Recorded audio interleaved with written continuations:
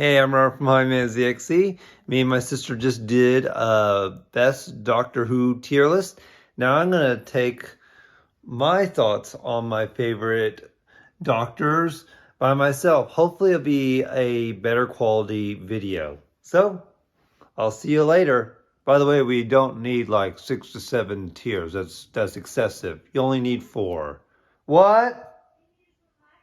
So enjoy this. All right. We got sweet, average, meh, and just crumble to dust.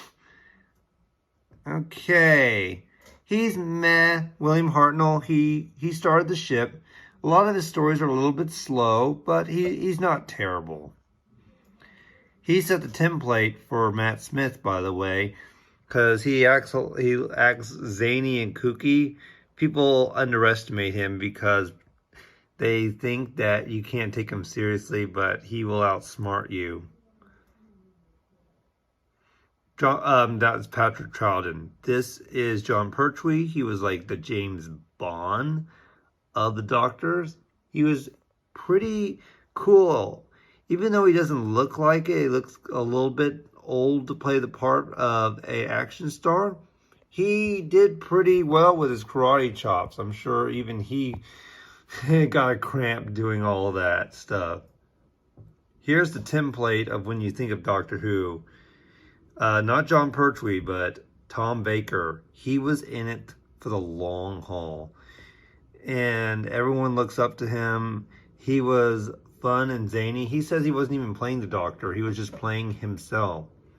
He was just being who he was. So he was made to play the Doctor.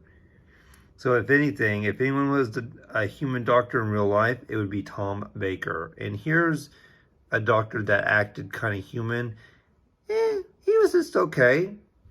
I like his take on, yes, the doctor needs some male role models. And yes, when Jodie Whittaker became the doctor, we did lose a male role model there. Just like when Luke Skywalker became grumpy and we had to deal with Rey. That was a loss of male role model for Star Wars as well. I agree with Peter Davison's attitude on that. So in any case, yeah, he is a good doctor. Some of his stories are kind of plain, but I still thought he was pretty acceptable. He acted more of a human than the doctor. Colin Baker to me, just can crumble to dust. I did not like him strangling his companion, and he was just a rough doctor. And plus, he got messed up behind the scenes. The show creator at the time did not even like him. That's why they had him dressed in this ridiculous rainbow-colored outfit. This is my favorite classic Who doctor, Sylvester McCoy. He always doffed his hat, even to the bad guys. That's how polite he was. But he did have a dark side. I have seen his dark side. So it's really cool twist between zany, and he can turn off the zany in a snap of a fingers in a split second. And you'll see the 1,000-year-old Time Lord in his eyes. He'll do some crazy things. He's even outsmarted his companions and tricked them. He's a prankster. Now, we don't know much about him. By the way, that was Sylvester McCoy.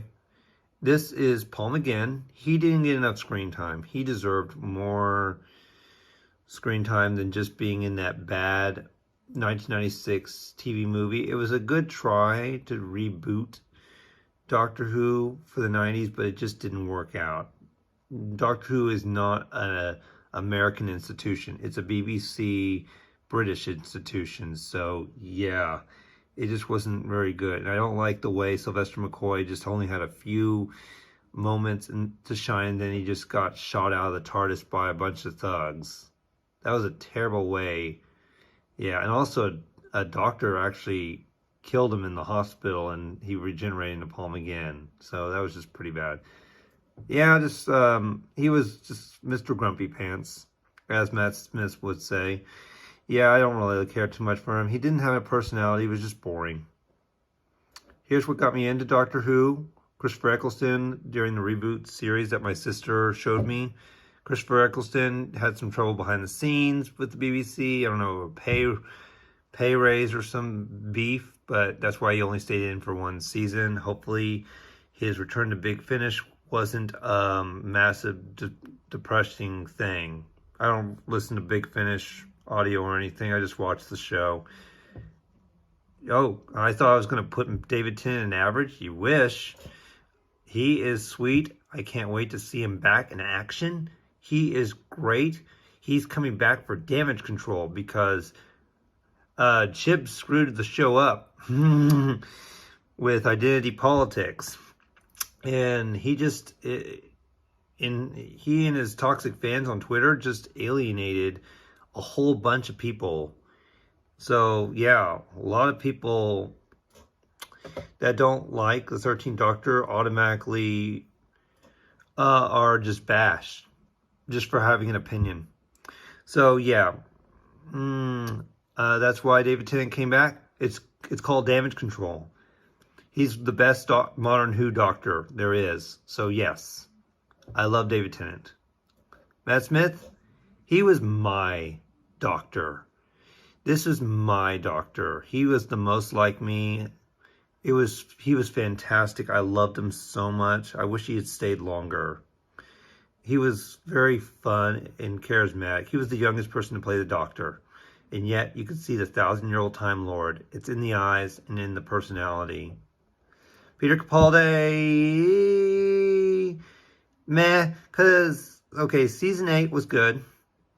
But the problem was they screwed up his personality on season 9 and 10 because they turned him into a adult version of Matt Smith because there were a lot of complaints by, I don't know if it was parents or just the Twitter wars. That's when the social justice warrior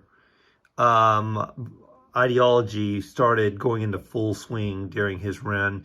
So if he had been cast earlier around like 2012, 2011, he would have probably made a really fantastic Doctor. He was a Doctor Who fan since he was really young.